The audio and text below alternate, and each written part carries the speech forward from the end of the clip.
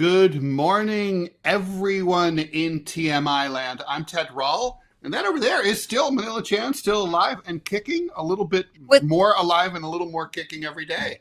I'm going to say 25% less phlegm. Ooh, that's like that's good product placement. That's awesome.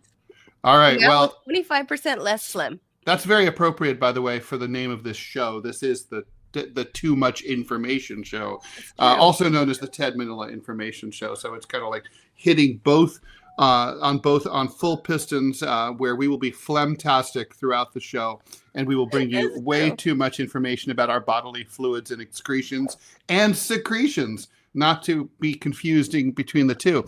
You are going to be hearing everything from phlegm to news to politics to lifestyle, culture, fad diets, what the kids are up to, what the kids are not up to, the taboo, the not taboo, the mundane, the inane, the occult, anything and everything goes, because we think you can never have too much information. This is not that straight-laced, button-down news program. Well, really, nobody's watching those anyway, so just watch this one instead. This is stuff that you want to hear about, and also a lot of stuff that you never knew you needed to know, but you are going to need to know, and hopefully we're going to have a few laughs along the way. We're here live every Monday through Friday. That means weekdays, not weekends. I don't know what we've decided to do about the holidays yet, but we'll discuss that and get back to you on that. We'll figure that out. But anyway, Monday through Friday, weekdays, 10 a.m. Eastern Time, 7 a.m. over on the Pacific, 11 a.m. in the maritime provinces of Canada. Please be sure to like and follow this show on Rumble and YouTube, because that's where it shows. Don't bother to like and follow it in places where it doesn't air. The Ted Manila Information Show starts now.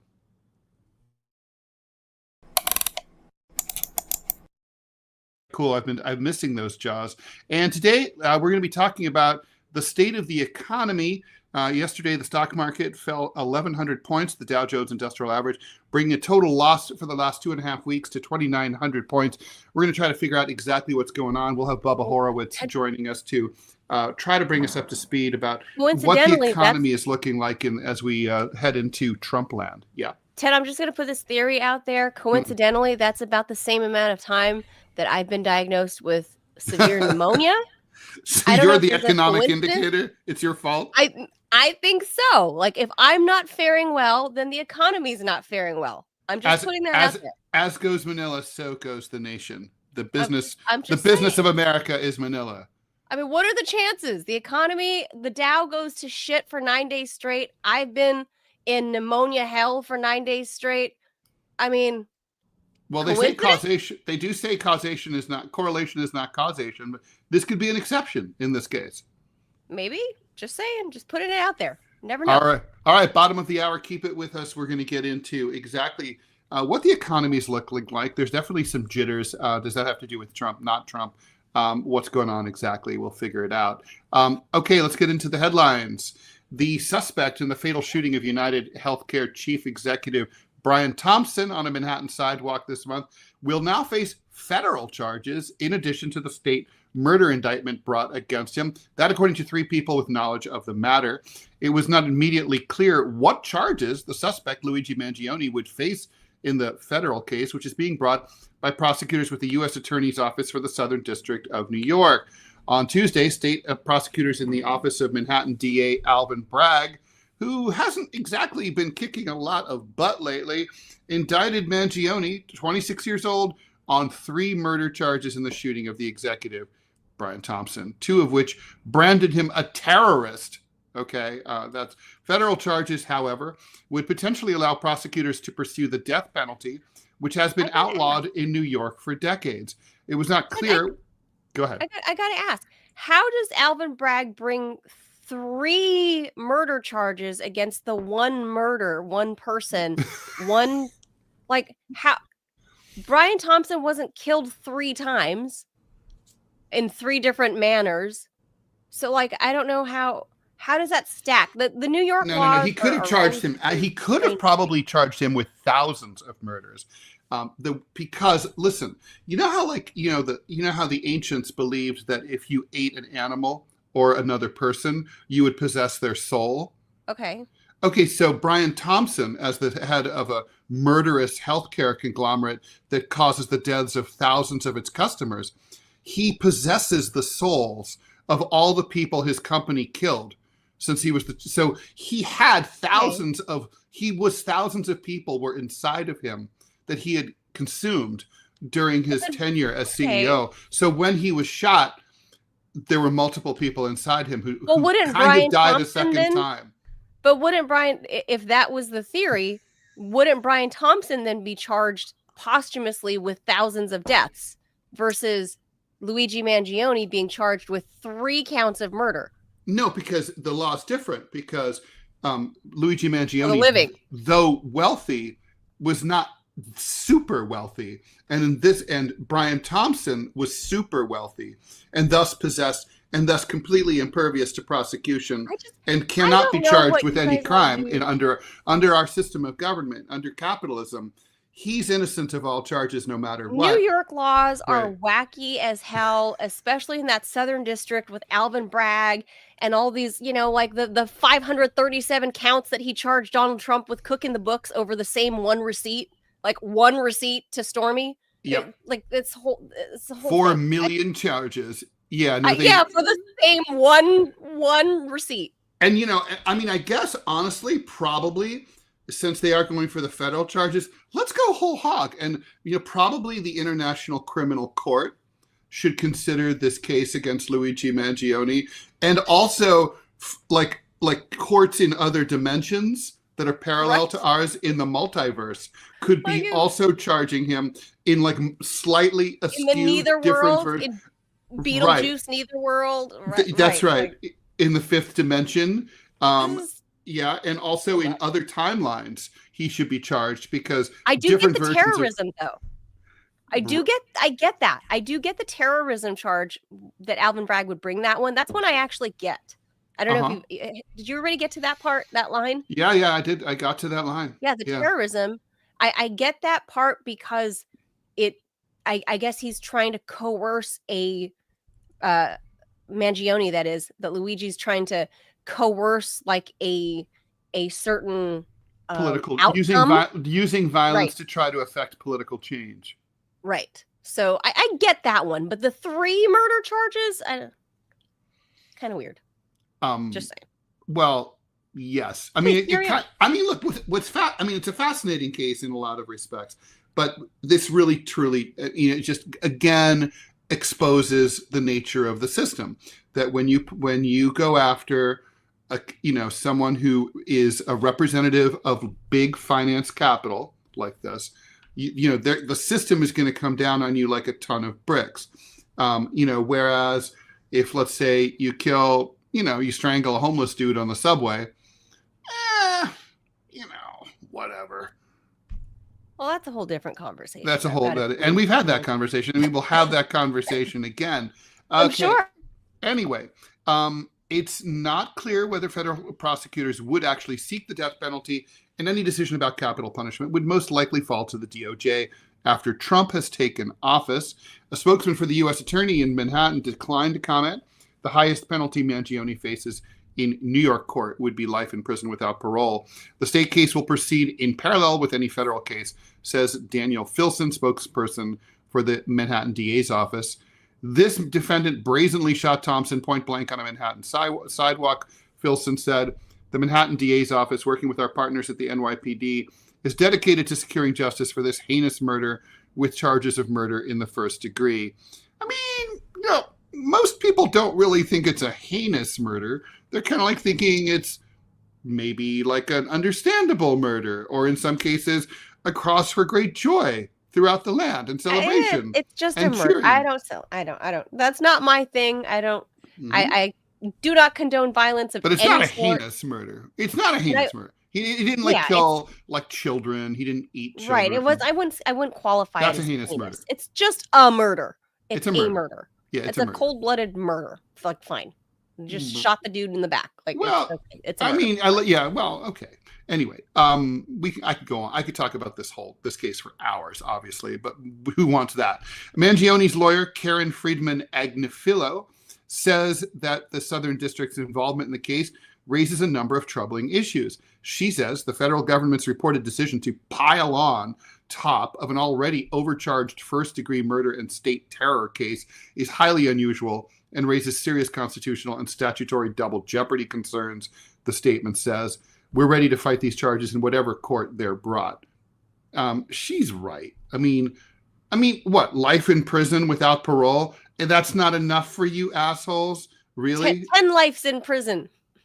I mean, personally, I think the guy deserves a ticker tape parade down Broadway. Oh my God! And to be elected mayor. But that's me.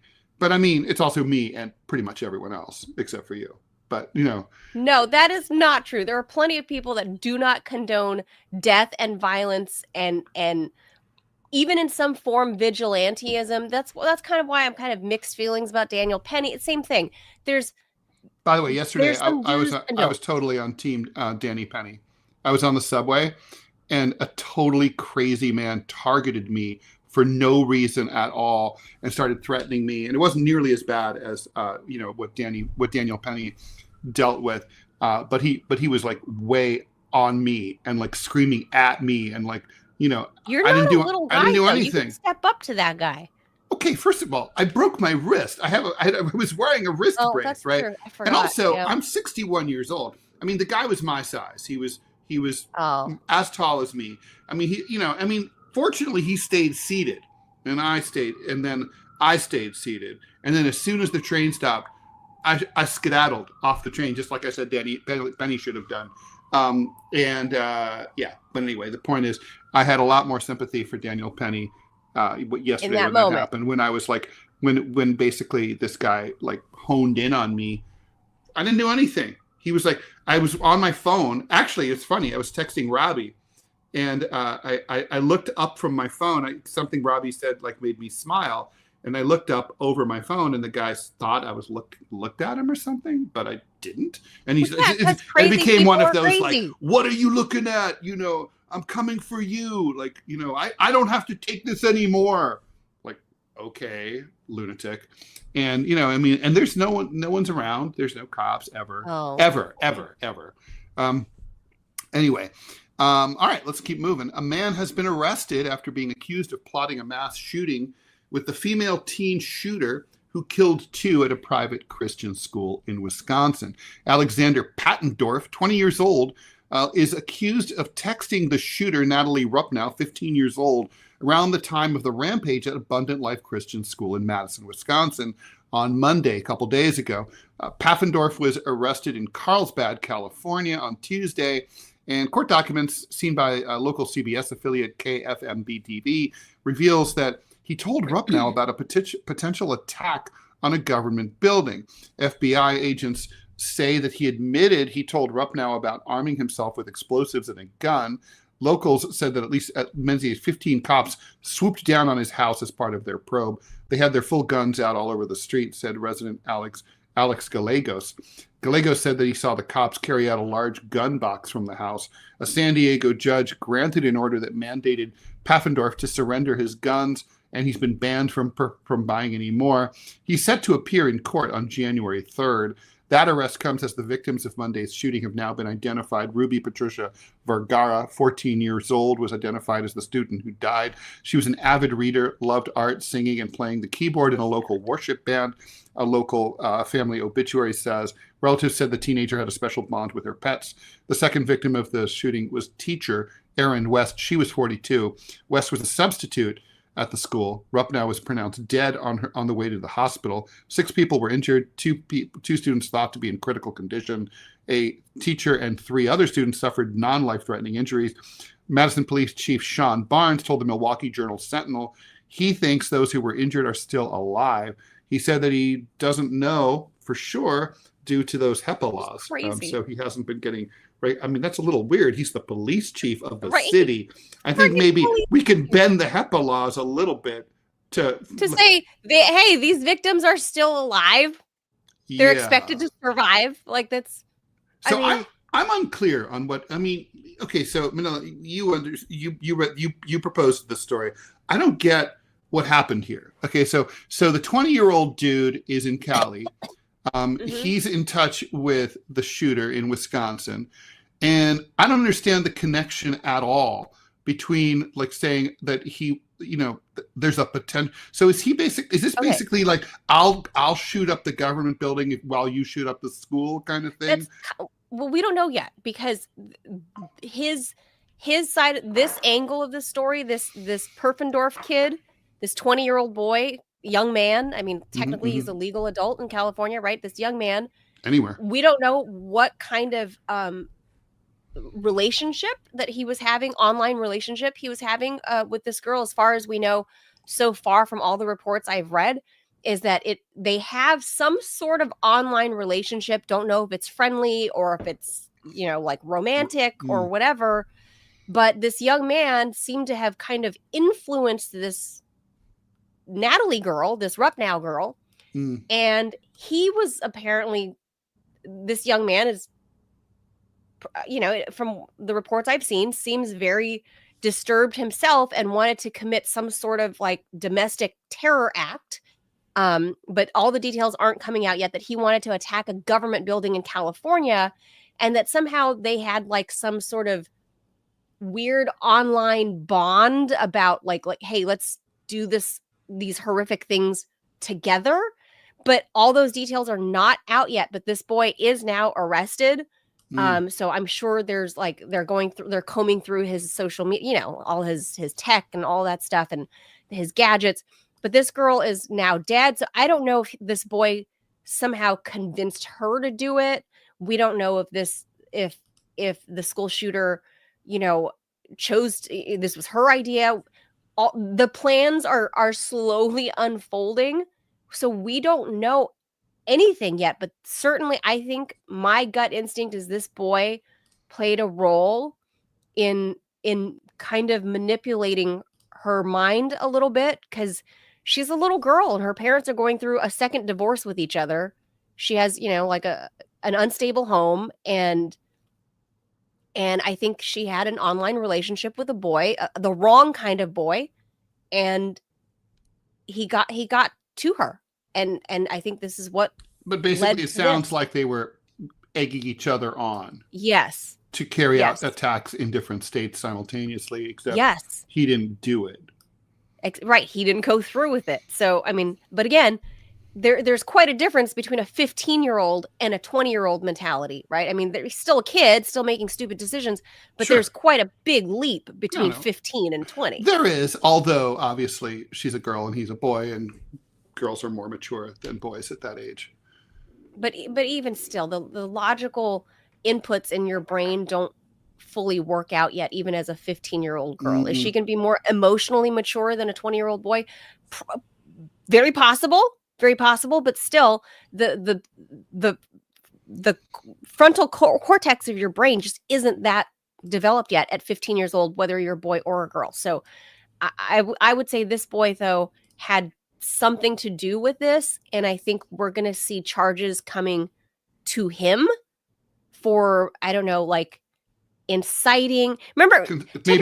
Conspiracy, maybe. Conspiracy. Remember that case about I think she was a Japanese girl that convinced her boyfriend to commit suicide or something. Yes, that's right. And she here in the US, and then she did get charged. Right. So I think there might be something similar there, but I don't know if there's going to be any difference between those two cases, because the Japanese woman college student that did that to the boy here in the US, they had a physical relationship and they were consenting adults, and they were actually in a relationship. These two, from what it seems like so far, are like cross country, no physical, they don't know each other physically. They don't, it's not even known yet if the boy in California even had FaceTime calls or anything with this girl, but they definitely have some sort of online relationship, which is scary. This is where you need to know what your kids are doing, who they're talking to. You can't know all of them. You can't know. You can hardly know any of them, because the kids are on their. You go to sleep. Your kids are on their devices until 2:00 in the morning. There's ways to clamp down on that. You shut down. Shut down the Wi-Fi. Manila, set an alarm in your phone for 2036.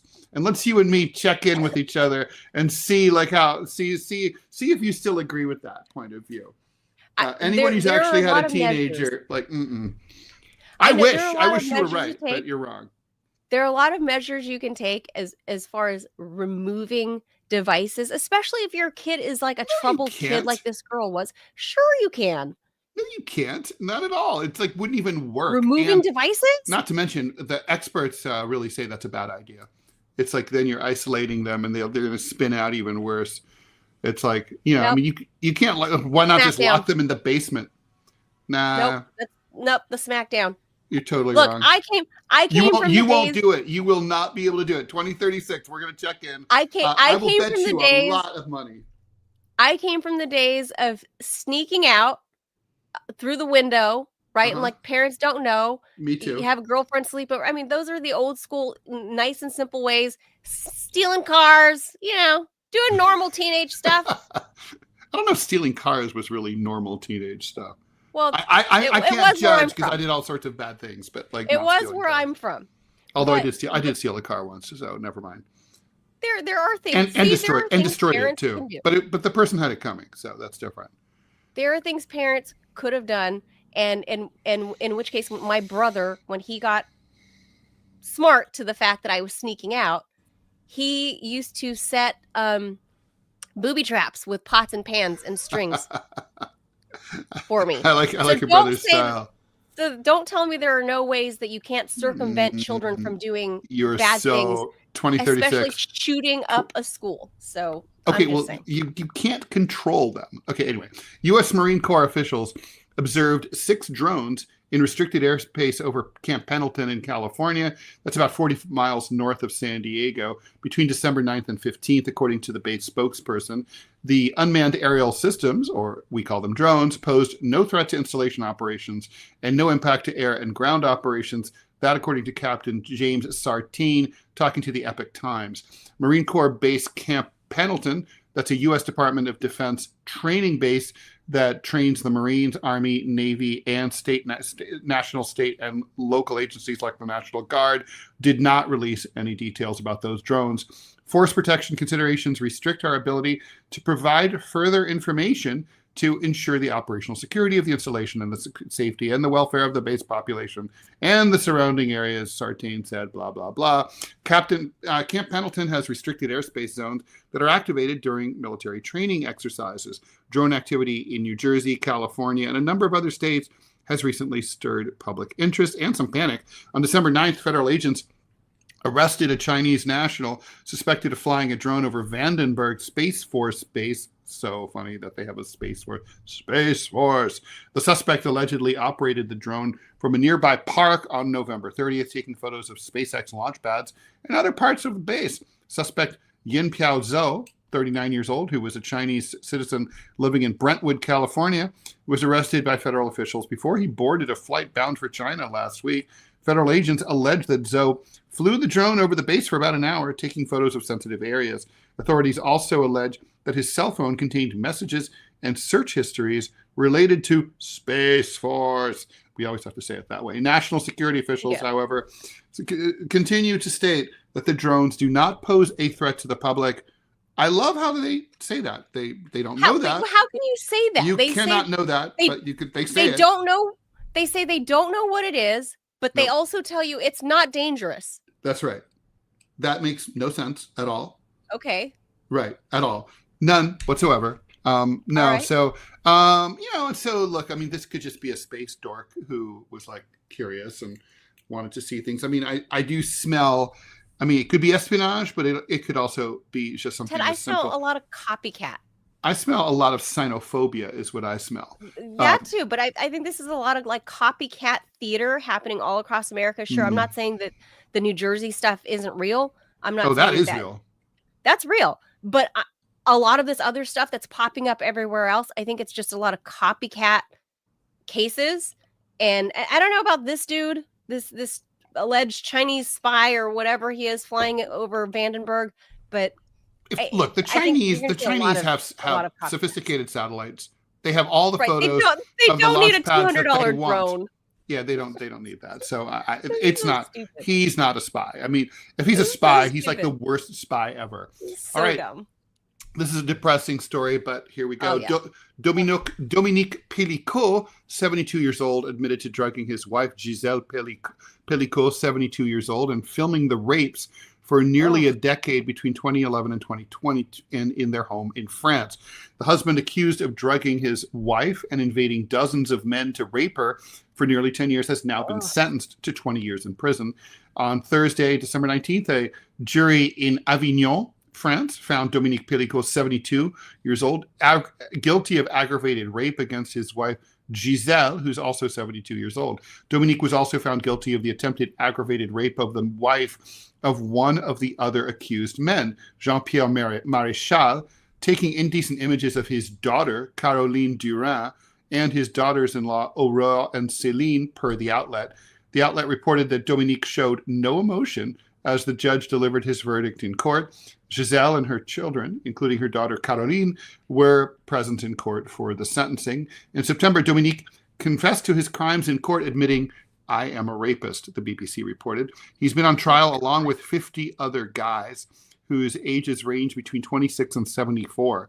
Among the 50 other men, 48 were given guilty verdicts for various crimes, including Jean-Pierre Maréchal, who was found guilty of attempted rape and aggravated rape of his wife, as well as drugging her. Dominique was arrested back in December of 2020 after the cops seized his electronic devices while investigating him for filming up the skirts of 3 women. Upskirting. He was upskirting. His wife got didn't busted. know. Then they looked at his phone and they were like, huh. Disgusting. Giselle had no idea at all about the rapes until the police told her after discovering thousands of photos and videos taken by her husband, who had documented the abuse after recruiting strangers on the internet. So, yeah, that case, of course, has been, if you follow international news at all, you're familiar with this case. It's very, I mean, basically she's getting major kudos for being really strong during the trial and, and refusing to be hidden or back down or not. She had the right to not have her name stated in court under French law, but she chose to be public and to give interviews and to talk about it. She wants to empower other victims to step forward and say there's no shame in being a victim of sexual violence, which is, of course, true. Well, there shouldn't be any shame. Let's put it that way. And so... This also brings up the weird definition of rape in France, the rape laws. There's actually no language about consent in France. I don't know if you looked that up. I looked that up last night. I did. It's very strange. I mean, it's very different, just like we saw in, was it Sweden or Norway, was it that was trying to bring charges against Julian Assange because one of their consent or rape law terminology was that you needed to use condoms, right? And that's what they were trying to get Julian Assange on for rape because there was no condom. So in France, there's no language about consent. So this, I think, is going to trigger the parliament to re-examine how they define rape, and especially amongst spouses. And I think, it's high time. This is what an egregious and disgusting, weird case. Like kudos to this lady. Like, God bless. Like that guy should never see the light of day. It kind of reminded me of Bill Cosby, right? Like he was accused of drugging women and then having his way with them when they were passed out. Yeah, that's obviously a thing it's a power and control thing. Yes, very obviously. Very all right. Well, so anyway, happy that justice was achieved. Agreed. there. So yeah, reading between the lines, it sounds like 2 guys may have walked free. 48 out of 50 convicted. The implication there is that there's 2 that may not have been found guilty. But anyway, all right. Donald Trump has made it official. He thinks that Canada becoming the 51st state is a great idea. Manila. Yeah. Canada would be, if it was a state, I mean, wouldn't it be like, it would be like every province would be a state, right? I mean, wouldn't it be I don't know. 11 states or something? I don't know how many provinces there are. I don't even know. He made it official on Truth Social. Let's just. All right. Anyway, in a post on Truth Social, Trump repeated his claim that the U.S. subsidizes Canada by over $100 million a year, and mused that many Canadians want Canada to become the 51st state. They would save massively on taxes and military protection. By the way, this is, well, here's what the polling shows. Only actually 13% of Canadians, which is 13% more than I would have expected, say that they would like Canada to become the 51st state of the U.S., while 82% are against it. They'd like to remain members of their own sovereign nation state, as sovereign as Canada is, which is not that sovereign. Conservative voters, 21%, and adherents of the right-wing People's Party, 25%, are more likely to be supportive of this idea. Nevertheless, Ottawa, that's the capital of Canada, is paying attention to Trump's more realistic threats, notably to impose 25% tariffs on all Canadian goods, unless the Canucks crack down on illegal immigration and drug smuggling. I would suspect that most of the illegal immigration and drug smuggling is coming from us to them, actually. But, I don't know what he's talking about there. On Monday, Canada announced 1.3 billion Canadian dollars, that's $4 US, worth of new border security measures, including strengthened surveillance, a joint strike force to target organized crime, and increased coordination with U.S. law enforcement. The idea of organized crime in Canada, it is kind of funny. Like, are they like super polite? Like, hey Holzer, we're going to make you an offer that you can refuse. if you like, really shouldn't. You shouldn't refuse, but you have to. You really shouldn't refuse this. But if you refuse, it's cool, you Holzer. Okay, anyway. Look, this is so funny to me, Ted, because remember when Donald Trump, the first go around, he wanted to buy, what was it, Greenland? I think he wanted to, he's like, can America buy Greenland? Well, look, the U.S. used to buy territory all the time, right? A third of the United States was the Louisiana Territory. Got it for a song from France. We bought Alaska from Russia. I'm sure the Russians miss it.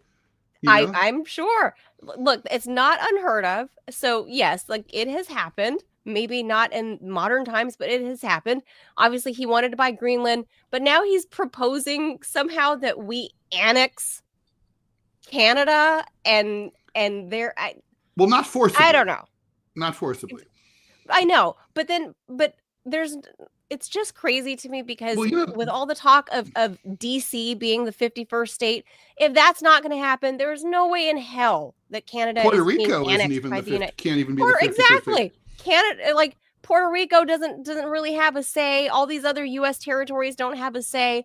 There's no way that Canada is fraught with all of their own problems. They need to cut themselves loose from the crown in England to begin with before they even, begin to figure out whatever's happening with Chrystia Freeland. And, she was like the minister of everything. They've got their own problems. Like, let's not have Canada join anymore. I mean, I think it would be a boon to the United States. It's just not going to happen. But no. I mean, think about it. They have massive natural resources. Also, they have the climate that we all grew up with, and they have it now. I mean, the weather that you had as a kid is now up in Canada. So, Weird. I mean, just think about it. Soon it's going to be like 150 degrees in Kansas City. So, it would be good to have a giant... Montreal would be a nice 80 degrees. Oh, but Montreal gets hot anyway. People think of Montreal as like, oh, it must not be that hot. I've been in Montreal on 98-degree days. It's actually a much hotter city than you think. And it's humid, too. But, once you start getting up into like northern Manitoba or like Inuit territory, like up in Labrador, which I went to fairly recently, and it was fascinating and really cool. I have not been that far north. Oh my God. Look, it was cool. I went with my son, and it was in August, and we saw icebergs. It was so cool. I remember you were telling me we were on air at the time. Look, I want to bring up Canada to our guest as well because let's do this. Because of the whole trade thing. Donald Trump is, like talking about basically like refighting the NAFTA fight after he already fought it the first time, rebranded it, and now there's like talk about tariffs and changing all of that stuff. I mean, so I don't like this blame whole him North about America, that. this whole North America I'm fight from Dayton, starting Ohio. all over again.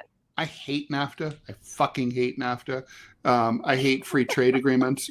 I'm against all of them. This is like the most, the areas that I'm sympathetic with the president-elect. That's at the top of my list there. All okay. right. Well, let's bring in our guests. Let's change gears and get the jaws. Prepares to return to the White House in 1 month, a month from tomorrow. Some economic signals are blinking yellow.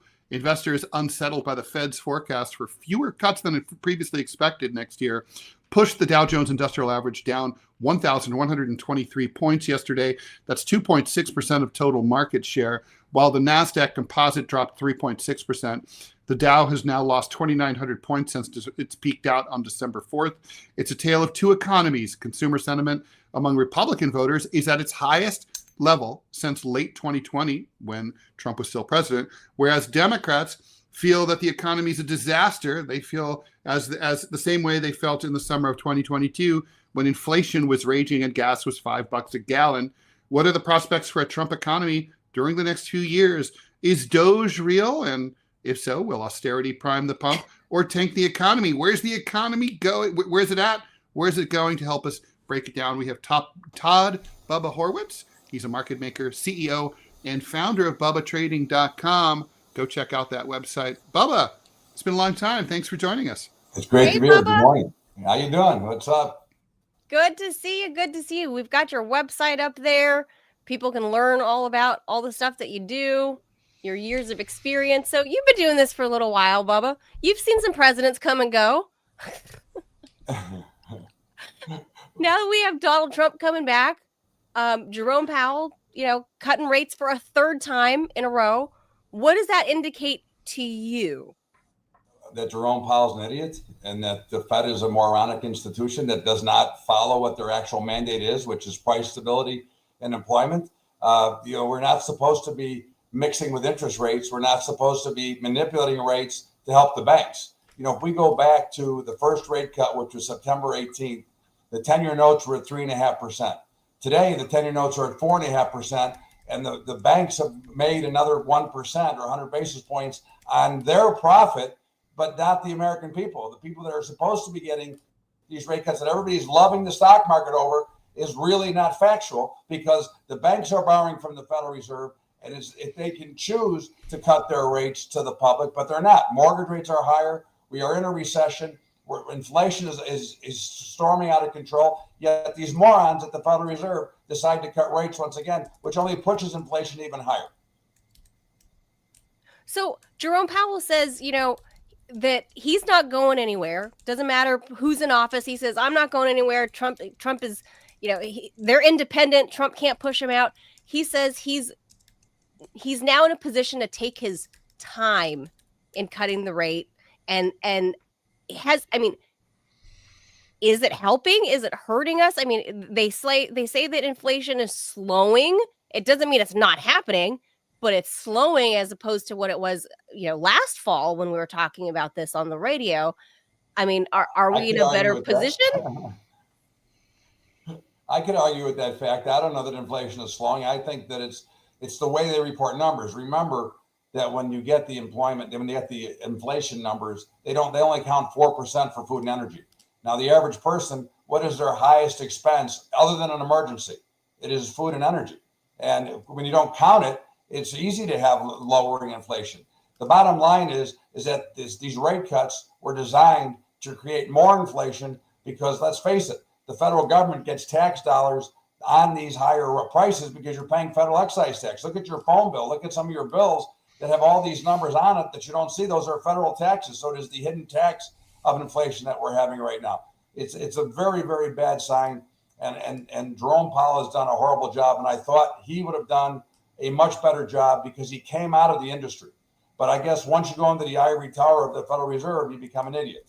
And that's guys, I'm afraid we have some breaking news. It's not economic related, but Bubba, please stay with us while I bring us in. This is something Manila and I have followed now for several years. The Court of Appeals in Georgia has just disqualified Fani Willis, the Atlanta prosecutor who brought that election interference case, that RICO case against Trump and his allies. The case is now in total disarray. 3-judge panel has reversed the decision of the trial judge, who in March allowed Fani Willis, the Fulton County DA, to keep the case, despite the fact that she had a romantic relationship with the lawyer that she hired to run it.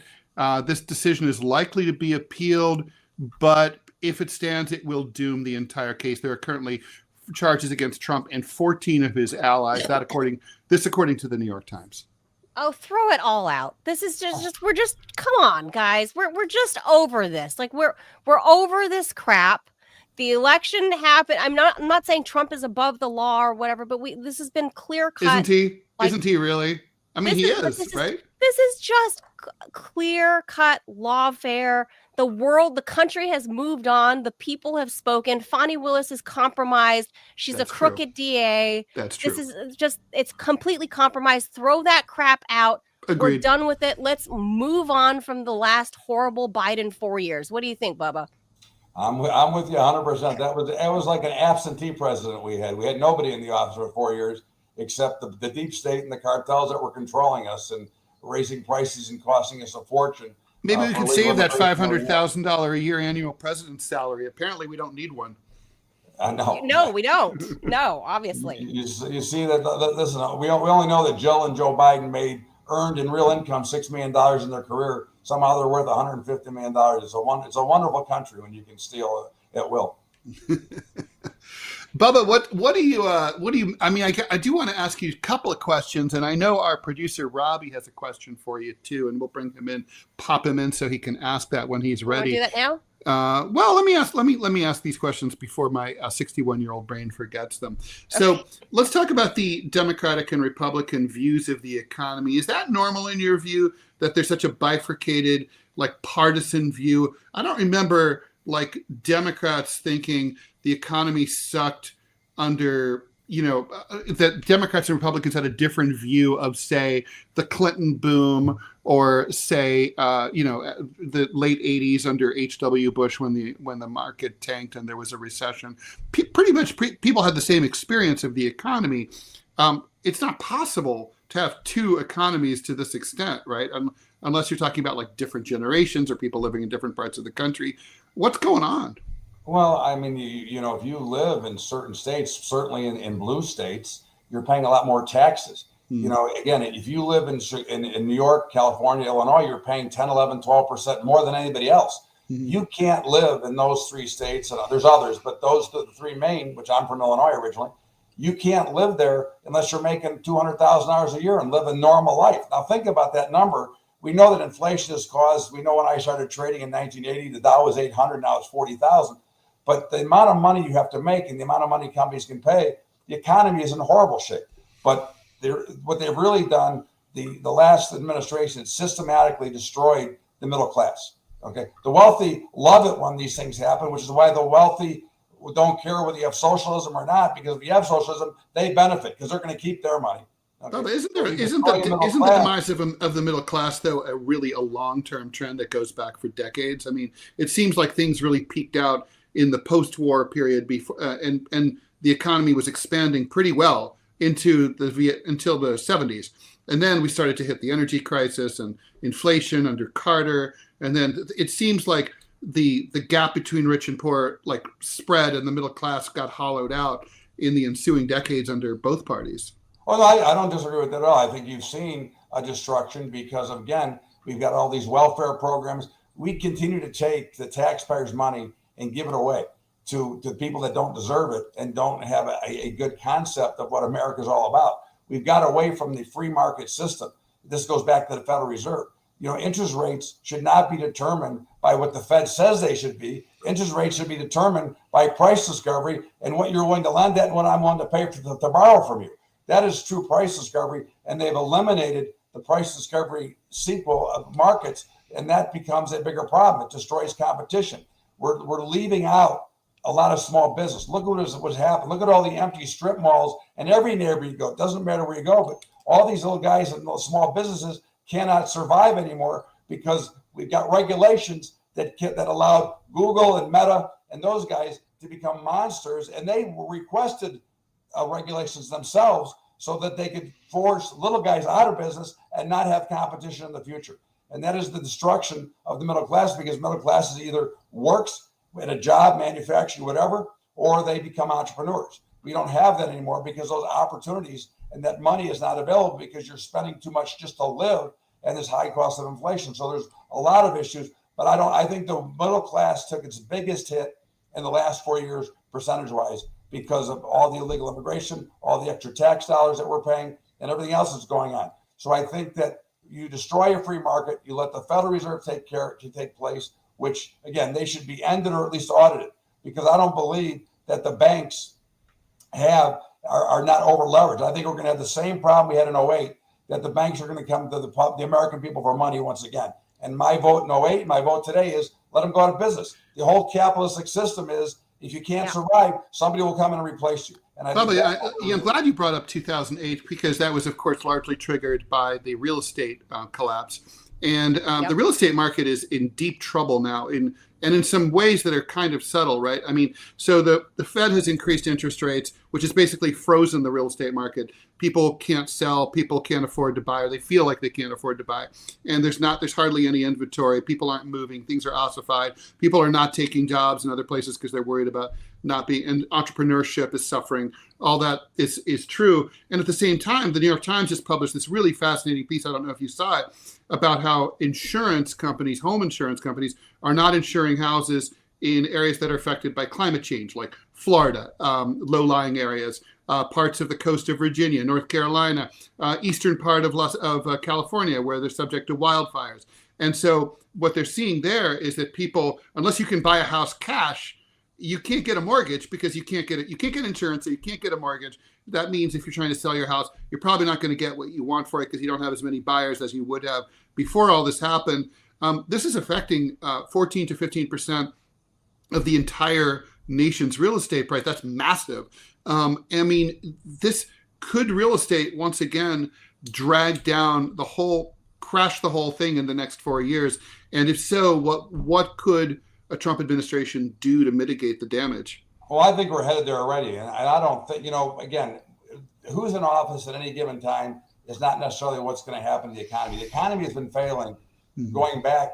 Since 2008, we had the big boom. And suddenly, through Trump's last term, through Biden's term, things have been slowly getting worse because we've become far more of a service country instead of a manufacturing country. We don't have those jobs that are out available for the average guy. Because listen, when's the last time you called customer service somewhere? They reroute you to India or somewhere else. You don't get Americans working. So we have a big problem with the jobs and the money that is made here. And at the end of the day, Trump can solve a lot of these problems, and the DOGE or whatever you want to call them, Ramaswamy and Musk. Is that real or is that just bullshit? I think it's real. I think they could cut $2 trillion blindfold. There is so much government. How do they do it? But how do they get it without? They don't have 60 votes in the Senate. How do they do that? Well, I think if they can prove a point, I think they can get it done. I do believe they can get it done. I think that Americans spoke up at the last election when Kamala Harris not lost, but when she lost the public vote. She's the first one since 2002 to win the public vote or lose the public vote as a Democrat. I mean, that is saying that American people are sick and tired of all our money being sent to things that don't mean anything. You have this government tomorrow that's going to close down. I'm hoping they shut it down. We know it won't happen. We know they're fretting right now in public, but behind the scenes, how are we going to tax the American people for more money and keep this government open again? These continuing resolutions got to stop, and I think that this is all part of it. Yeah, Bub. I mean, in these bills that's supposed to expire tomorrow before the government shutdown, they've tacked on the whole boatloads more bullshit than they would ordinarily do. I mean, there's no other way to put. I mean, honestly, there's a bill in there to build a whole brand new football stadium in downtown DC when the NFL has netted more than $20 billion in profits themselves. Why does the NFL need our tax dollars to build a new stadium, for all the lobbyists? Washington is a beautiful city with no crime, no litter, no problems. City. Every year I go there, I have to go in full body armor. That's right. I mean, everything's perfect there. That's why they want to waste the money. They have tacked on all of this extra How about bullshit the raises more for Congress regularly. How about their raises again? They took a raise during COVID. They take nothing but money. Well, because they're doing such a fantastic job. They deserve it. They add so much value. It's worth about $5 or $6 million. It's wonderful. There's 1,500 pages to this that no congressman has bothered to read, and now they're holding them hostage so that they can't go home to be with their families for Christmas next week. This is incredible. I say, is it going to hurt temporarily? Sure. Shut it all down. Let it shut down. There's no parks. There's no Christmas tree lighting at the White House. Screw everybody. Let's get this in order. Let's bring the money back. Get it away from Ukraine. Get it away from everywhere else. Bring the money back here. Let's reassess and have DOGE cut 50% of the pork spending that we have on all these bodies that are these stupid contractors that are the jobs that are outsourced from the people that should be working for the federal government that don't know what the hell they're doing. So they outsource the job twice as much for the contract. And let's just cut it all. Let it burn down for a couple of months and reassess. That's the only way to start over, I would say, Bubba, in 2025. Well, wouldn't it be nice? Wouldn't it be nice if they had to live on a budget like you and I have to live on? You can't go out and print money and spend more money than you have. If you do, you go to jail or bankruptcy court. So Wouldn't it be nice if we had a system that they had to live on a real budget and quit paying off everybody? Again, you don't think that there was money involved in illegal immigration? You don't think they were getting payoffs through there? Again, I would like to be, if it was up to me, I'd like to be an island. Okay. We have enough in this country to separate ourselves from everybody and not have to be beholden to anybody. I'm sick of Ukraine. I'm sick of China. I'm sick of everything that goes on because we pay for it. Me, you, and everybody who works in this country has to pay for all this bullshit that is ridiculous, and I can't take it anymore. Fortunately, I'm old, but I'm more worried about my kids and grandchildren that could come in the future because they are turning the United States into a sewer, and I'm hoping that Donald Trump will be able to take care of that and at least go on the right way. The good thing we got with him now is that he's got no second term. There will be no campaigning halfway through.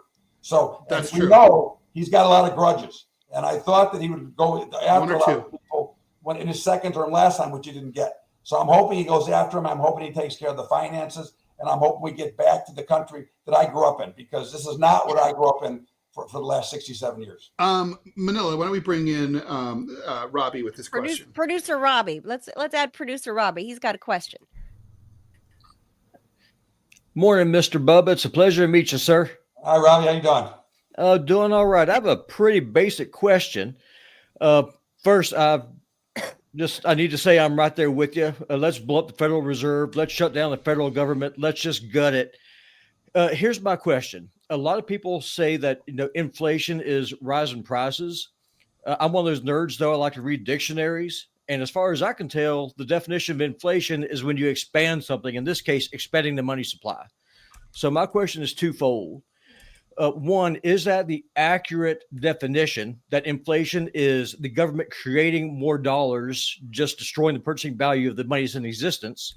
And if that's the case, how do you then get deflation? Me and Ted talked about this before. I'm a hick out in the middle of Montana. I'm working two jobs just to pay the rent. So I could use me some deflation right now. He says that's a bad thing. I'm for bring it all in, burn this bastard all the way down. And where am I wrong on this? Is deflation bad for the working class? The supply is way oversupplied. That is, of course, why the markets continue to go up. Okay, you have too much money in the supply. Unfortunately, guys like you, guys like me, don't get the benefit from that overwhelming money supply. The very wealthy, let's say the top 10%, get the benefit from that. But I think deflation is never a good thing, nor is stagflation. What you really need to get, Robbie, is we need to get back into a real, true free market. Look what's going on. You're from farm country in Montana. The farmers are getting crushed. Okay, the grain prices are ridiculously low prices, especially compared to what you pay for them at retail. Okay, so we're not getting the farmers are seeing deflation, the buyers are seeing inflation, and somebody's getting the money in the middle. Okay, and the farmers are getting screwed. And I would think that next year, when it comes back to planting season again, which will be February, March, April, you might have a lot of people that choose not to plant, and we could run into a shortage of food.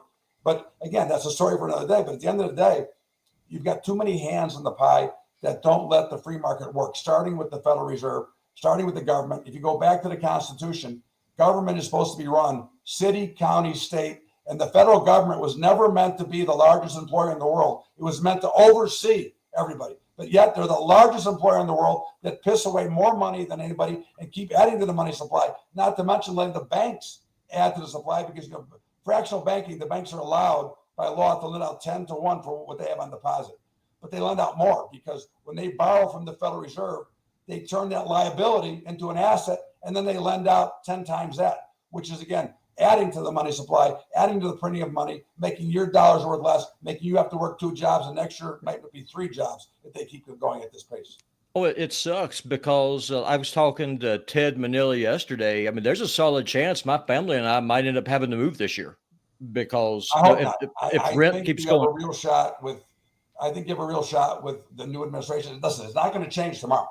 No Sure, matter what I think, there's going to be some paying to pay over the next 6 months. No matter what, if he does everything right, the markets are going to collapse. Okay, because you're going to have to cut out all this crap. Okay, the markets will sell off hard, but at the end of the day, I think we come back stronger. And I am a fan of America, not the way it is now, but the way it was. And I think that we will get back to where we were, but it's going to take some hard line and it's going to take some real punishment to, unfortunately, a lot of the United States people. Bubba, when do you think was what would you say? What if you had to point to a year? There's one of my favorite punk bands, the Barracudas. They have a song called "I Wish It Was 1965 Again," and they're talking about music. What year do you wish it were again for the economy that you would say is the closest to a Bubba idyll? I would like to see like 1981, 82, right after Carter, right after after he bombed out and he destroyed everything. That brought in great opportunity. Unemployment was really high then, though. What's that? Unemployment was super high. Right, but look what happened since then. And then, of course, we got to Reagan, and we got into a reasonable economy. Although Reagan did create a lot of debt, so let's not say that he didn't create a lot of debt. But again, we need to really get back to a real budget. But during the 80s, there was more of the free market capitalism system. That was the floors were still open. The floors died down in the mid 90s. But the free market system is what we're missing, and that's what's really destroyed, I think, our country is the lack of free trade. And I'm not talking free trade with Canada or Mexico. I'm talking about within this country where we don't have price fixing and you don't have a Federal Reserve, because gold should still be backing the dollar. And the perfect example of that is before Alan Greenspan became the Fed chair, he was against getting off the gold standard. Once he became the Fed chair and realized how much money he could print, he said, oh, no, we got to be off the gold standard. No gold anymore. And you got fiat currencies that are worthless. Okay, they're manipulated pieces of garbage that are nothing but worth the paper that they're printed on, which is why dissent, Trump's guy, likes gold and Bitcoin and things like that. I think that's what you're going to see. And I think there's a chance to get back to the gold standard, which would be better for everybody. I just have one last question, and I'll go away and let you professionals talk. Mr. Bubba, what should the interest rate be to destroy the inflation that's in the system? Like if I was President West, and if Congress appointed you to head the Federal Reserve before we shut it down, what would you set the interest rate to get the dollar at least functional? Well, I think the interest rate has to be determined. So this is the problem. Okay. They're charging whatever the Fed is charging now. But if you go out like to one of those peer-to-peer lenders like Prosper or Cabbage, okay, the people who borrow from them are paying 15%. Okay. I think the right interest rate is about 8% in this country. 6% is too low. A lot of young people, they never saw mortgage rates at 8, 9, 10, 11, 12%. Right. Okay.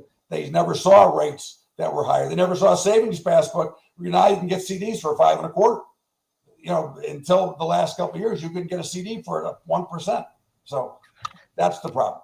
This is a joke. I miss passport savings. I think passport savings is a really strong inducement. You see your money grow. It's like psychologically, it makes you want to put more in. Right. I agree. No banks offered anymore. No one. When my kid was, I needed a bank account for him. I was looking around. It says, does anybody still do passbook savings? There might be some bank somewhere in the middle of the country, but basically not in New York. Right. But let me ask you this, Bubba, as we're a month out from Donald Trump coming into office, we just as we were bringing you on, we were talking about how Trump, who knows if he's joking, if he means it, if he wants to absorb Canada somehow. But he's picking. I know, but he's picking a fight. Hold on, Louis. Stop here in a minute. Sorry, guys. Oh, one last thing. Yeah. He's picking a fight with basically the NAFTA crowd again. He's picking a fight with Canada and picking a fight with Mexico again. We thought we squared that away in his last term. Why is he revisiting this North American fight again? Because Biden opened up all the shit again. Okay, we got all the crap going back again. I mean, look at what they did in destruction. Forget about who you like or didn't like. Just look what they did. They opened it up and they brought back the same can of crap that we had before. And I think that we got to finish building the wall. I think we got to do all that stuff and get this. And like I said, personally, I'd like to be an island. The United States of America, an island. Is that going to affect? Surrounded by 4 sides on water. Well, maybe with rising oceans due to climate change, you'll get your given way. our trade though with Mexico and Canada, if he picks another fight with them and revisits this whole NAFTA thing, isn't that going to drive inflation even higher, or the cost of it might initially, but I think we're all missing the point is that if we put Americans back to work, they start making more money. The inflation is not a big deal. We got too many people not working. That's fair. I mean, maybe some pain before we fix. There's going to be some pain. You can bet on it, but I think the pain will be worth it. I hope so. So, last thing, you bullish or bearish in going into 2025? I think the market's going to get hammered next year. I think you're seeing the change now. The semiconductors have reached a peak. They're starting to see some trouble. I think yesterday was just the start of what's to come. Oh boy! All right, some more pain is what you're saying. But look at where we're at. You're up 35%, so you could have taken a little pain. All right. Well, we'll be checking back with you in the first quarter after the inauguration. Thank you as always, Todd Bubba Horwitz. He's a market maker. He is Happy holidays, guys. CEO and founder of BubbaTrading.com. Thank you so much, Bubba. Appreciate you. Always a pleasure. Thank you. Happy holidays. Thank you. All right. I mean, I got to say, I mean, I think I would be, it would be unfair to our Democratic viewers to not point out the fact that maybe the markets don't like Trump. Maybe the markets are like, Trump's coming in. We're getting scared. We think he's going to fuck up the economy. I mean, I don't know. No, I don't think I don't think that's what we saw. Like, I know the European markets were preparing for him earlier this year. Like the people I know in Germany, Mm-hmm. They were telling me that they were predicting a Trump win and that the markets were preparing for that, and that things were better in the European markets when they modeled it out with a Trump presidency. Mm-hmm. So yeah, I don't know. No, I think nobody knows anything. All right, so let's bring this out here. Let's say goodbye. Or arrivederci. All right, please subscribe while Manila coughs. Please subscribe if you're on Rumble or on YouTube. Either way, follow, subscribe, whatever it is. On Rumble, you can become a paid subscriber, which we greatly appreciate, $5 a month. That would help us immeasurably if you like what you see and find value in what we're doing. And even if you hate what you see and find no value in what we're doing, either way, please help us. We need the money. We're fully independent. We're relying on you completely. So you want the show to keep going and not just be like, oh, yeah, there was this show I used to like, but it's gone now. I don't know why. Or the show that you like to shit on. Yeah, that's true. Me too. Yeah, that's like sort of like, that's like my love-hate relationship with like the New York Times. Anyway, thanks for joining us. We'll be back tomorrow morning at 10 o'clock Eastern time. Thanks to PutinBot Gaming for your support and for moderating the chat and for your question. And, of course, for filling in for Manila. Please go check out the gaming channel.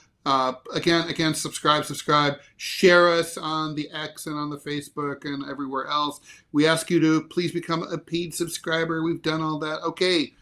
Now we've enough shilling. Thanks everybody. Oh, and by the way, I'm going to show my book. This book came out a few years ago. It's an old book. No, the new book is called What's Left. Never mind the Democrats. I didn't think it was out yet. No, it's not out yet, but it's literally in layout phase right now. So, But this book, Political Suicide: The Fight for the Soul of the Democratic Party, is particularly germane if you're a liberal who's upset about the big defeat. And like basically, it'll show you this has happened before and will happen again. There's a structural problem inside the Democratic Party. It lays out the whole history and it details why it happens and what maybe you might be able to do about it. Burning it all down. I'm in the burn it all down phase.